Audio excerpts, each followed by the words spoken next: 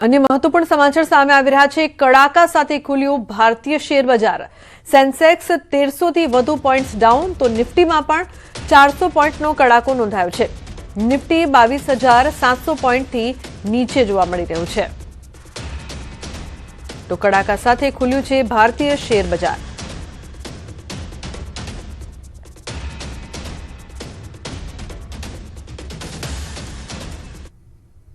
तो हवे बात करीशुं ढोंगी प्रदीपनी।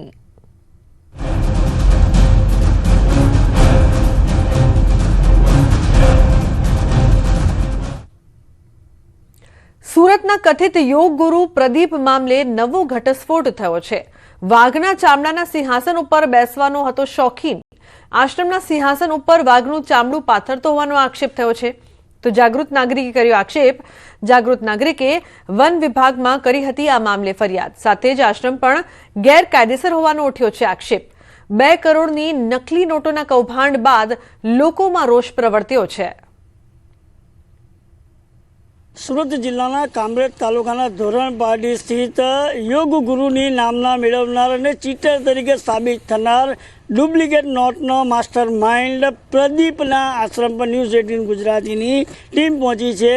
एना जे गेट है गेट पर एना साधकों द्वारा लखी देवामां आव्युं हतुं कि कोईपण माणसोए विदाउट परमिशन आश्रमनी अंदर प्रवेश करवो नहीं, परंतु स्थानिक अने लोकोना जे आज विडियो अने फोटाओ जे वायरल थतानी साथे ज आश्रमना साधकोए आज दरवाजा पर लखेली हकीकत हती ए डिलीट करी साफ करी नाखी है।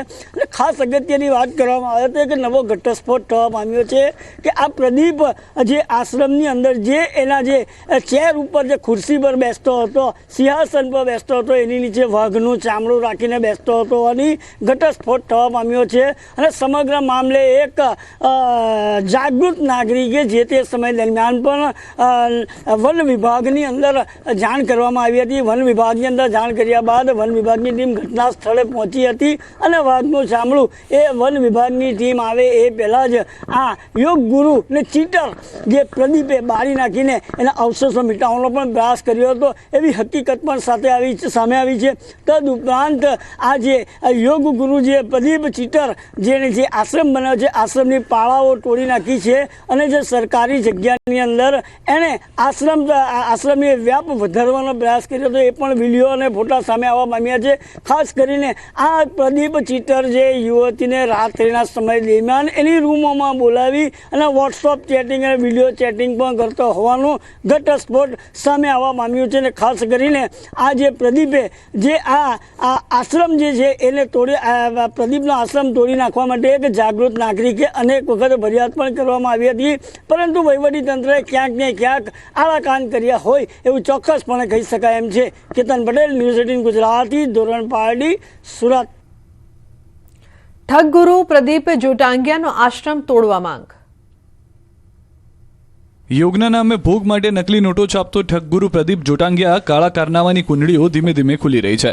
ત્યારે હવે તેમને સુરતમાં જે આશ્રમ બનાવ્યો છે તે પણ ગેરકાયદે હોવાનું ખુલ્યું। ત્યારે કથિત યોગ ગુરુ પ્રદીપનો આશ્રમ તોડી પાડવા માંગ ઉઠી છે। કામરેજના ધોરણપારડી આશ્રમને તોડી પાડવા માંગ કરી છે। ગામ લોકોએ આશ્રમ પર બુલડોઝર ફરે તેવી ઈચ્છા વ્યક્ત કરી। ગામ લોકોએ કહ્યું કે અમારા ગામને લાંછન લગાવ્યું। પાખંડી યોગ ગુરુ પ્રદીપ સામે કડક કાર્યવાહીની પણ ગામ લોકોએ માંગ કરી છે। બીજી તરફ આશ્રમ તોડવાની માંગ કરતા સ્થાનિક વોર્ડના સભ્ય તુષાર પટેલને ધમકીભર્યા ફોન આવ્યો। ધોરણપારડી આશ્રમમાંથી સ્થાનિક ગ્રામ પંચાયતના સભ્યને ધમકી મળી। આશ્રમમાંથી ધમકી આપતો કોલ આવ્યાનો તુષાર પટેલે આક્ષેપ કર્યો। તો હવે વાત કરીએ યુદ્ધ અને તેની અસરની।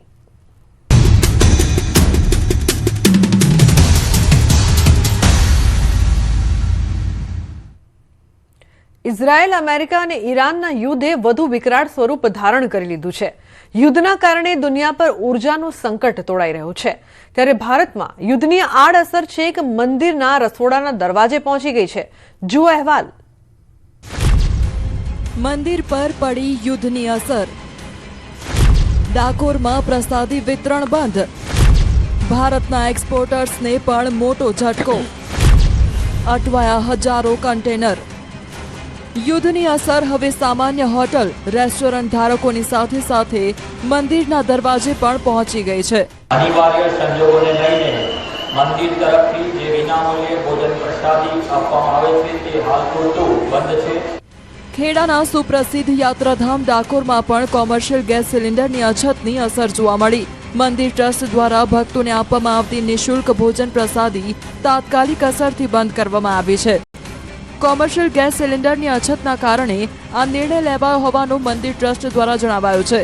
ટેમ્પલ કમિટીના મેનેજરના જણાવ્યા મુજબ શનિવાર અને રવિવારે અહીં 2000થી વધુ ભક્તો પ્રસાદી લેતા હતા, જ્યારે અન્ય દિવસોમાં આશરે 1000 જેટલા ભક્તો આ સુવિધાનો લાભ લેતા હતા.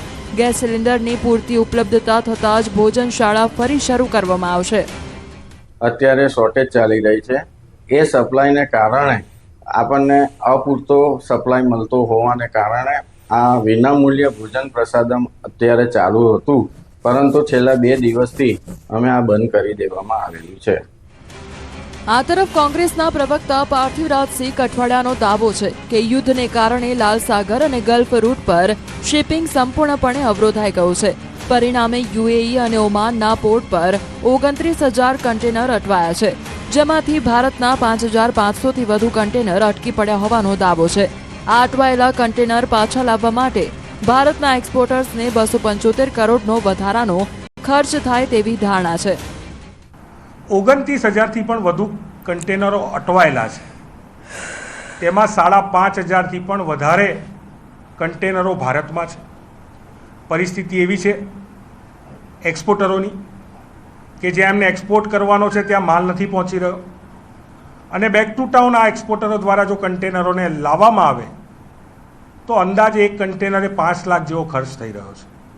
એટલે કે 5,500 કન્ટેનર હોય તો 275 કરોડ રૂપિયા જેટલી રકમનો ખર્ચ એ કન્ટેનર પાછા લાવવા માટે એક્સપોર્ટરોએ ખર્ચ કરવો.